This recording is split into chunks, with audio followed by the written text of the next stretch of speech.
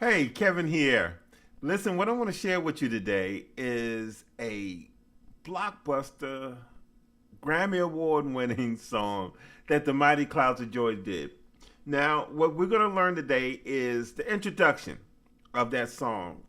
Because when you hear that introduction, people go crazy. They know what's coming.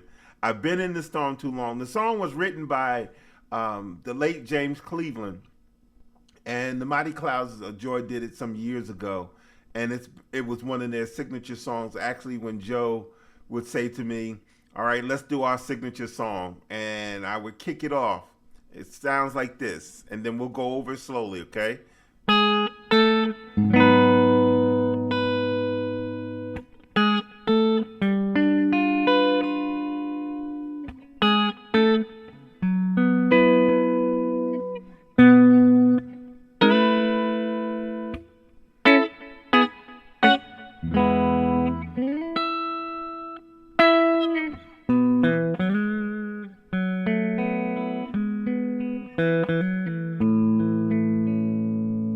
That was the introduction.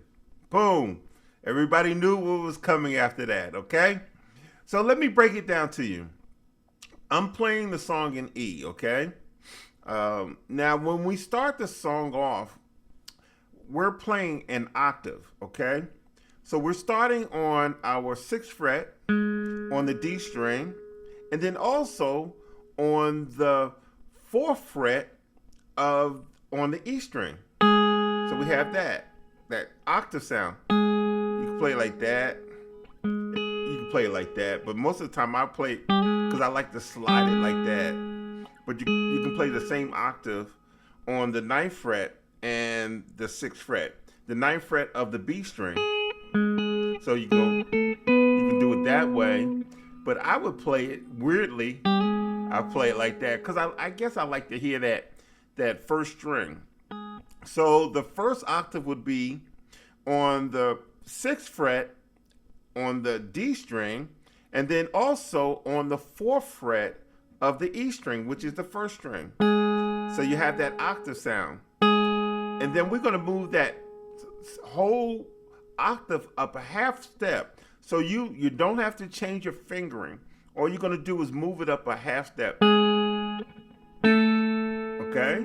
So we're going, and then we're going to move a whole step from that seventh fret and the fifth fret to the ninth fret and the seventh fret. And we're not even changing our fingering. Okay, so we're going to go. That's the way it would sound if you was to play the octaves. So, but what I did, because I like to play the chord as well. But if you were playing with a keyboard player and organ, you wouldn't have to play the chords like that. But since I'm doing it alone, I like to play this chord. So normally you would hear it, and that would be just the guitar part. But what I'm going to do is I'm actually going to play an A flat minor 7 chord, but I'm going to add a B to it, so I can hear that move when I go. See that? So what I'm going to do is go. So that's that B flat, not B flat, but A flat minor 7 chord. All it is a bar chord starting on the fourth fret, and we're barring, but we're not playing that A string. We're skipping over the A string when that's muted. So when you hear it, but then I'm gonna add that B to it. So we have, okay, and then the next part is similar to the first part, but we're gonna change the chord that we play. Now, and like I said, normally if it's a full band situation, all I would do is play the octave. So I would go and then do it once again, the same move, like that. But because I like to play chords, and we don't have to, but this is the way I would play when I was playing with the Mighty Clouds of Joy, okay? I would go, okay? Now Now the second time around, I will play. Now that is a G7 chord. And we start on our 5th fret on the D string. Then we go to the 7th fret on the G string.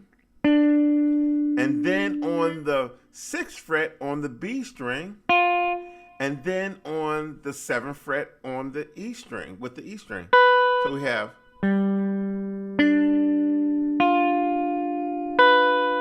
Okay.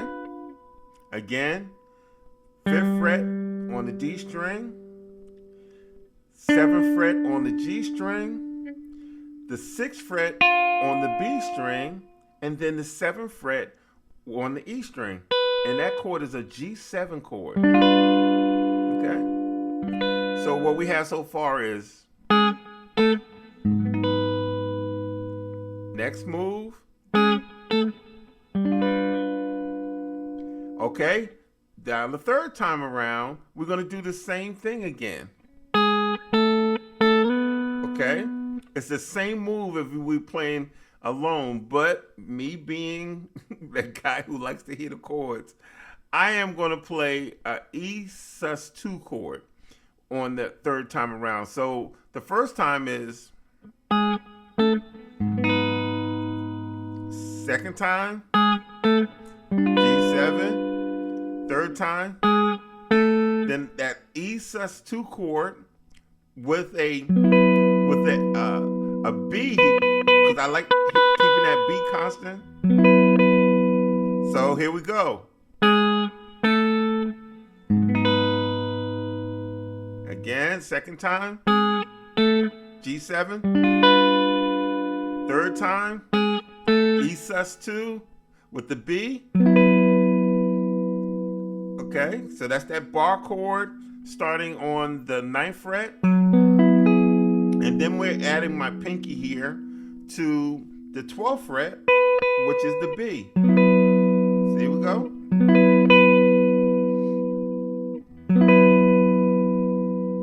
Okay.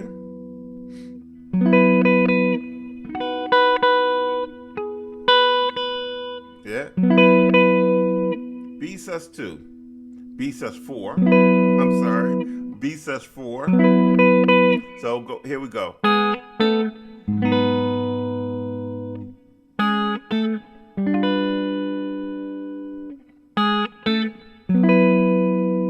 Now what we're going to do, we're going to go to the B octave. We're going to play a B octave.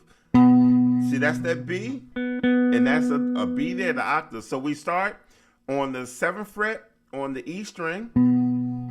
Then we on the D string, we go to the 9th fret. So we have that octave. Okay. There we go. So we got reviewing.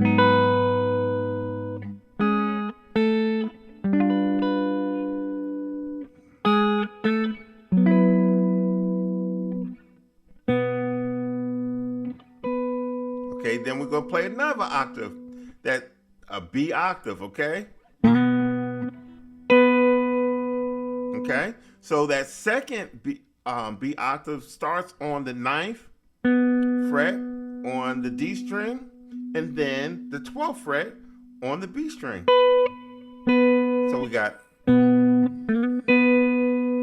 okay, here we go.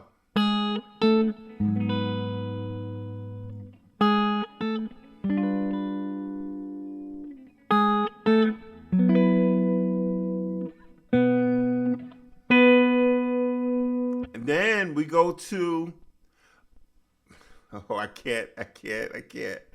Okay, that B octave, that second B octave is the way you would play it if you were playing with the full band and just played it the octave. But I play on that second B octave, I would play an A chord with a B added to it. So an A triad, and then I would add the B there. Okay, so this is, don't laugh at me, but this is just the way I thought and the way I would play these songs, because I like chords. Everything I do is associated with a chord, even when I'm playing introduction to the song. And I didn't have to play it, but I just like hearing the chords. So this is what I would do.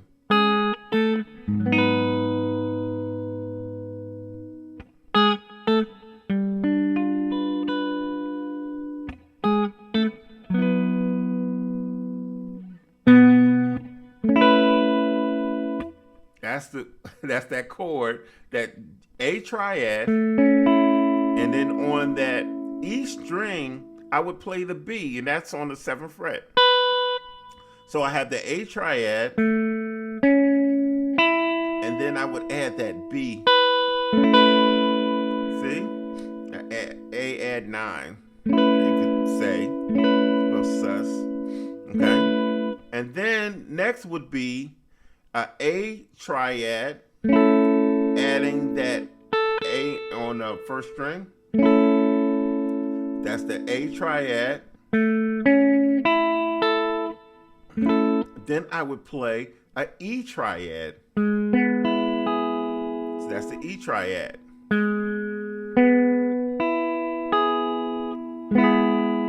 And then next would come a F sharp minor.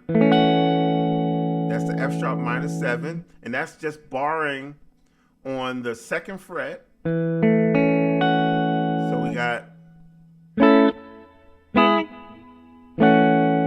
then we play the E major chord.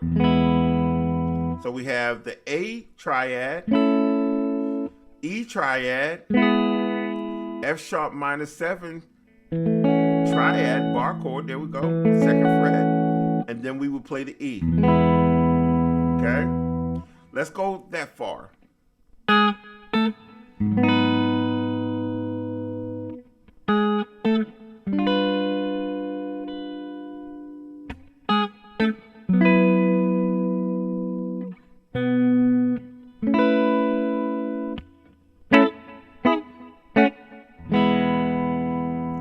Okay, now what comes after that? That E.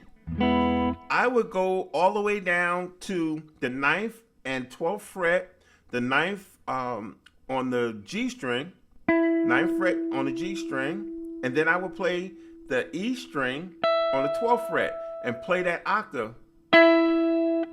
So we got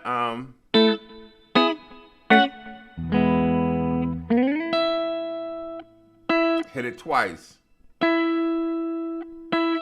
Let's go over what we have so far.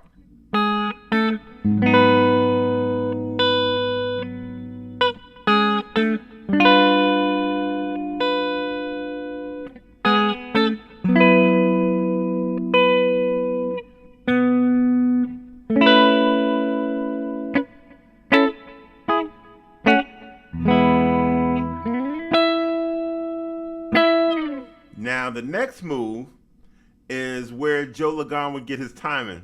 Okay, when you play this lick, then he knew where to come in.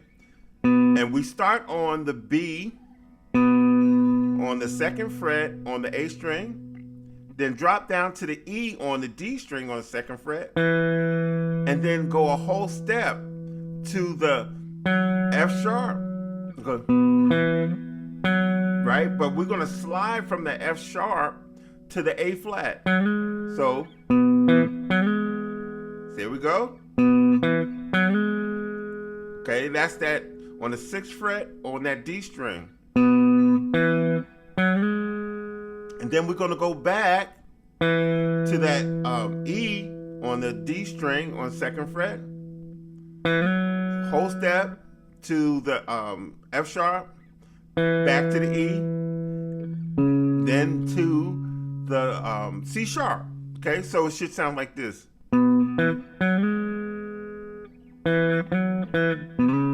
And you can slide from that B to the C sharp. See?